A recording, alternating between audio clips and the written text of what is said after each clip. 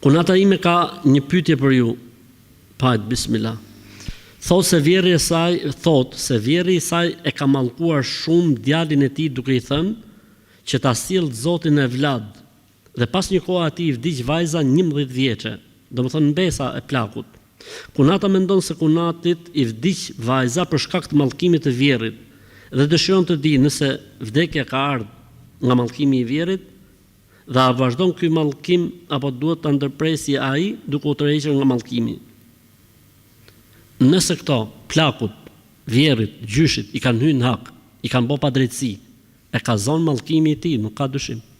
Dhe ky mallkim do të vazhdojë derisa të tërhiqet plaku prej mallkimit. S'ka dyshim ke kjo pjesë. Të hysh në hak prindit, babës ose nonës, të mallkoja i me shpirt, po vallai nuk bën hajër as në këtë botë as në botën tjetër. Kështu që nuk është puna vetëm ke ky fëmijë që ka ndruar jetë, po do të jetë kjo gjithë. Kështu që këta duhet pendohen radh parë mes tyre dhe Zotit.